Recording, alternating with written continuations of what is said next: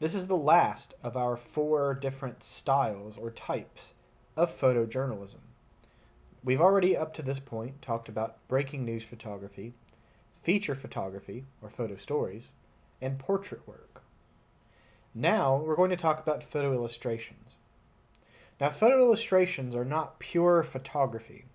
What they are is taking a photograph and using some sort of Photoshop or other piece of software to manipulate it in a way where it's no longer truly still a photograph, but it can still be used in some journalistic fashion to represent something. Now, a key point here is that as soon as you start manipulating things in a way using Photoshop that makes them no longer realistic or no longer the actual truth of what happens, you really need to label them as photo illustrations as opposed to photographs. Now, sometimes a photo illustration is obviously a photo illustration. So, for example, Hillary Clinton is not actually a planet orbiting in a galaxy.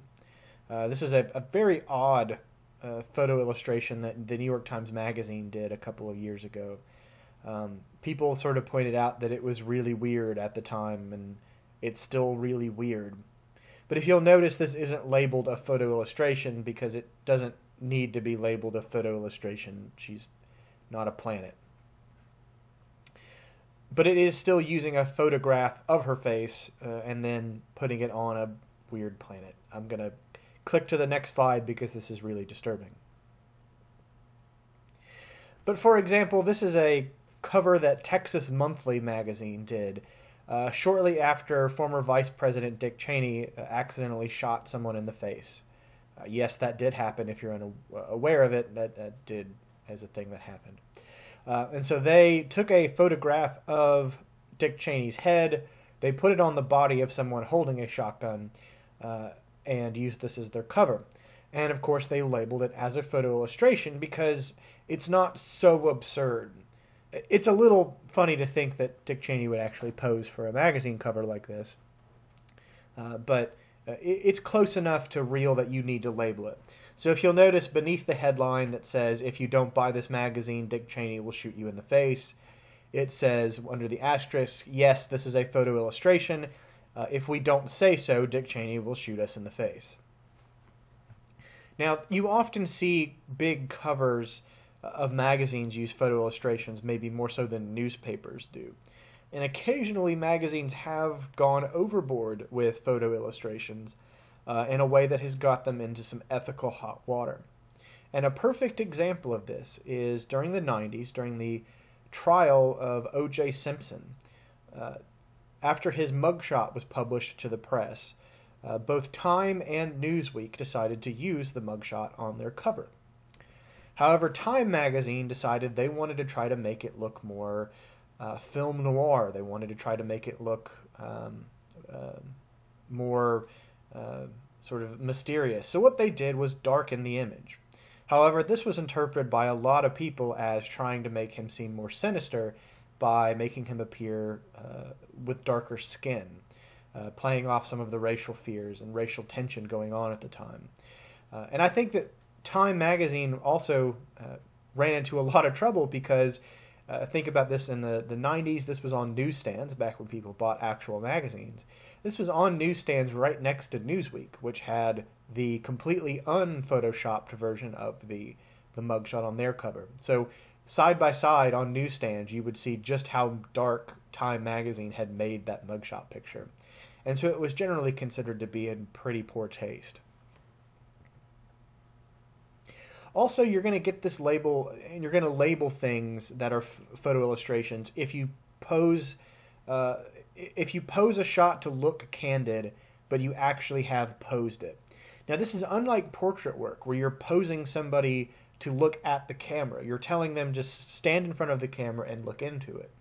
But when you're posing something to specifically look candid, you really need to label it a photo illustration, especially if you're using people who are actors, or you're using people who are not necessarily part of the story.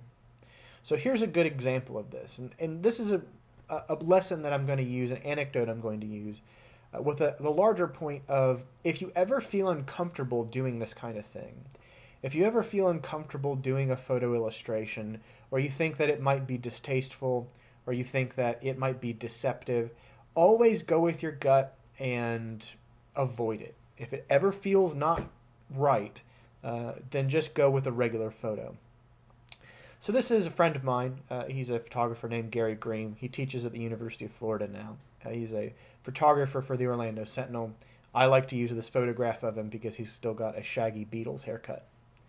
He was taking pictures for a story about juvenile incarcerations out of schools. The point of the story was that there was an increasing number of kids being arrested and detained out of elementary, middle, and high schools for situations where previously they would have just gotten a detention or maybe gotten expelled for the day. They were being arrested. And so he started with a photo illustration of someone wearing the jumpsuit through the door, sitting, you can see the light sort of illuminating them. The issue is that the person in the cell is actually not one of the juveniles who'd been detained. It was just a volunteer who decided to go sit in there for the photo. And so this didn't sit right, the idea of like, this is a little manipulative. It makes it seem as if this was a real person. Even if you label it as a photo illustration, it could be easily mistaken. So the next step was to use someone who actually had been detained, and for privacy purposes, sort of not have their face in the shot, and then have pictures of them with the ankle cuffs on or with handcuffs on. But again, this just didn't quite sit right, the idea of having the juvenile pose this way.